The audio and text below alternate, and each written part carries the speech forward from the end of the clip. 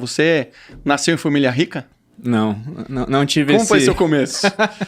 Eu não tive esse privilégio de nascer em família rica, não.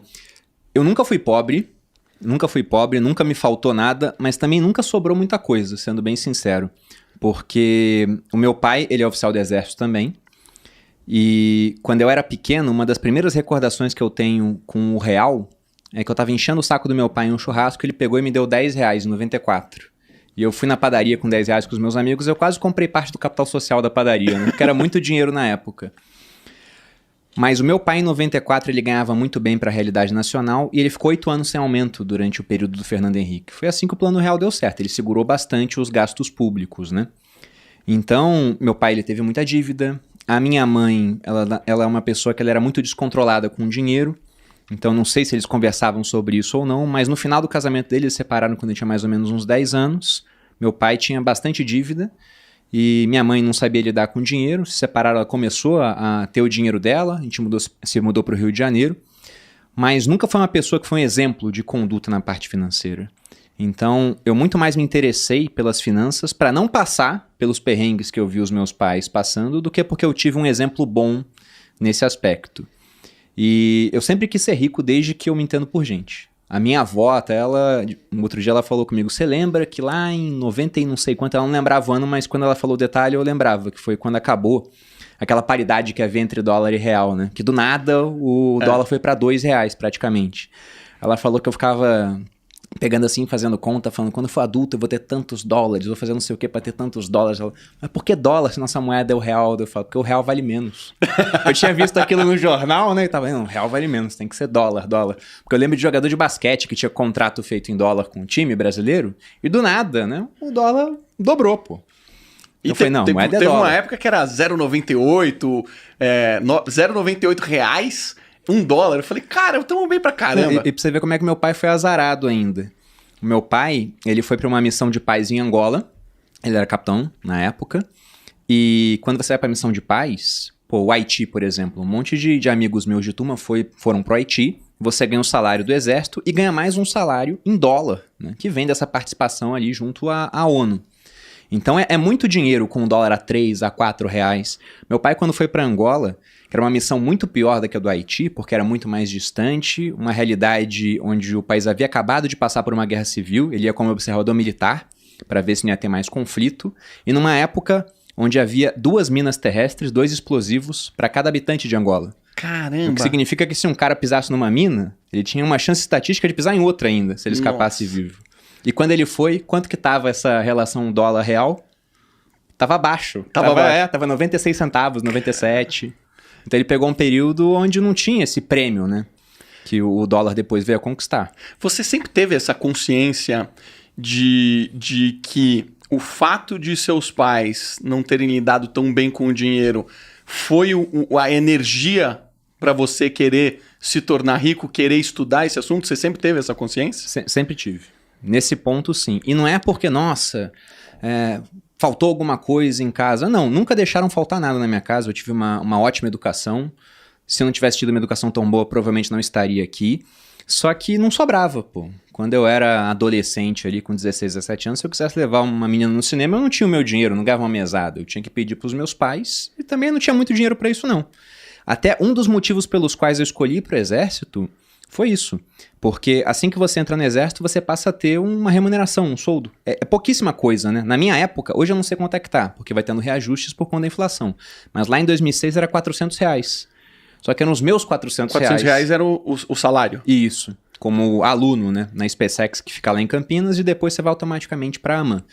Era 400, e eu lembro que na época R$400 dava pra fazer alguma coisa. Eu não gastava com moradia, porque era internato, ficava lá durante a semana. A alimentação podia comer no quartel o quanto eu quisesse. A comida não era lá muito boa, né? Mas comia lá. E tanto que nessa época eu conseguia fazer sobrar um pouquinho desse dinheiro ainda, que hoje parece que é pouquíssima coisa, mas a gente tem que voltar aí no tempo, né? 15 anos para ver como é que era. E meu primeiro investimento foi feito com o meu primeiro salário. Eu peguei R$100 dele, fui no Banco Real. Eu tinha 2 opções de banco para abrir conta na época. O Exército só trabalhava com essas 2 para os alunos. Ou era Banco do Brasil ou Banco Real. Eu fiz uma análise muito bem feita, levando em conta o seguinte, né? Na palestra do Banco do Brasil, onde eles falavam, abre conta aqui com a gente por tais e tais motivos, era só os funcionários concursados do Banco do Brasil, né? A do Banco Real eles levaram um monte de modelo. Então eles davam a palestra e no final você abrir conta com uma mulher mó bonita, né? Então onde que você acha que um monte de caras de 17, 18 anos iam abrir conta no final? Vai querer abrir conta. Todo mundo pro Banco Real, todo mundo. E eu fui abrir no Banco Real também e eu falei, vou investir. Eu fui olhar as opções. E na época só tinha um único fundo de investimento que aceitava no mínimo R$100 de alocação. Ah, entendi. Tinha uma limitação, né? Tinha era cap. Só esse. Mas quando eu olhei, eu falei, nossa, parece interessante, porque era um fundo que ele investia em empresas, era um fundo de investimento em ações. Eles falavam, a gente só vai investir em empresas que têm uma certa preocupação ambiental, não estão envolvidas com corrupção. Então seria os primórdios do ESG que tá na moda hoje, né? Uhum. Então era mais ou menos isso. Aí eu coloquei o dinheiro lá, em 2 meses, era 2006, tudo subia na nossa bolsa, os 100 viraram 140. Aí nessa hora que a chavinha mudou na minha cabeça. Eu sempre quis ser rico, né? Eu não sabia o como. A hora que eu olhei isso, nossa, 40% em 2 meses. Aí eu peguei uma calculadora, comecei a fazer contas de juro composto e falei, não, daqui a pouco eu tô na capa da Veja, lá, de braço cruzado assim de lado, o novo milionário da bolsa. Nunca aconteceu. 2008 teve a crise, mas... Como eu comecei ganhando, eu acho que isso me incentivou a querer estudar cada vez mais esse mercado. Se eu tivesse começado perdendo, talvez eu fosse mais uma daquelas pessoas que falam, esse negócio não é pra mim, investir é só coisa de rico e não teria tentado mais, né? Não sei. Nunca saberemos. A realidade é uma só, né? Aí, cara, então você faz esse primeiro investimento, dá retorno impressionante, que é um negócio assim, cara, conseguir 40% hoje, em 2 meses, é um negócio praticamente impossível de se conseguir, né? O Bitcoin negativo é possível. O Bitcoin deu 1000% em 12, né? Agora tá caindo, mas mesmo assim é um baita de um retorno. Continua caindo? Cai, sobe, depende do referencial. Quem comprou, por exemplo, na máxima tá perdendo um bom dinheiro. Ele chegou a bater acho que uns 350, 360 mil. E tava 180 ontem, né? Hoje deve estar, sei lá, eu vi que tava subindo no começo do dia, eu não acompanhei mais. E de repente, um pouquinho sem acompanhar, muda muita coisa. Já aconteceu de eu gravar um vídeo de manhã pra falar de Bitcoin. Gravei de manhã pra subir à noite. Falei, vai estar atualizado. Já tava totalmente desatualizado. O preço tinha mudado pra caramba. Então é muito volátil. Mas você falou, é um ótimo retorno. Se a gente pensar em termos percentuais. Porque em termos absolutos, eu saí de R$100 pra 40. Ah, sim. Pra 140. Então R$40 não era muita coisa. Pagava um cinema, um lanche no McDonald's, umas coisas a mais, assim. Mas... essa questão do retorno percentual alto, ela me mordeu ali na época. Foi o que te chamou a atenção? Você falou, cara, você pensou, dá pra ganhar um dinheiro aqui? Pensei. De início, eu falei, bom, tem que estudar mais.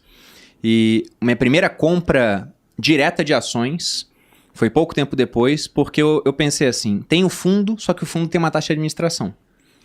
Por que eu não faço isso diretamente? Né? Para que pagar uma taxa para um gestor e escolher para mim? Olha a arrogância do garoto de 17, 18 anos, né? Por que eu preciso de um cara especializado que faz isso 24 horas por dia para escolher para mim? Eu posso fazer sozinho. E aí, eu peguei uma Veja na época para ler, e a capa era do Ike Batista. Ele era o homem mais rico do Brasil na época e falava que ia ser o homem mais rico do mundo, né? E a revista falando bem dele, eu falei, poxa, se esse cara é tão rico assim, acho que é uma boa virar sócio dele. Falei, vou comprar alguma ação que ele tem aí listada em bolsa. E na época eu só tinha dinheiro, passou um tempinho para eu ter juntado esse dinheiro, para comprar um lote da MMX, que era a mineradora dele. Eu lembro. E comprei mais ou menos um lote também, isso foi no ano de 2007 já, e praticamente em um ano dobrou. Porque naquela época tudo estava subindo muito. Não sei quem investia nessa época, mas você comprava Vale, dobrava. Você comprava Banco do Brasil, era 80% no ano. Comprava Petrobras. Eu lembro. Tudo subia. Eu tinha um amigo que muito. só comprava Vale e Petrobras. Não, meu pai investia... Meu pai começou a investir em 2006, até foi uma influência para mim nessa época. Depois ele acabou parando. Isso é até um ponto, né? Ele entra no final desse ciclo e depois ele acaba parando. É porque no final do ciclo isso atrai as pessoas, esses retornos muito grandes, né? Quando cai na massa, né? Provavelmente já estamos no final do ciclo. Mas o meu pai ele investia em fundo de investimento do Banco do Brasil, que cobrava 4% ao ano, para comprar Vale e Petrobras. Ai, que loucura. Era uma época que hoje a gente não consegue mais acreditar, né?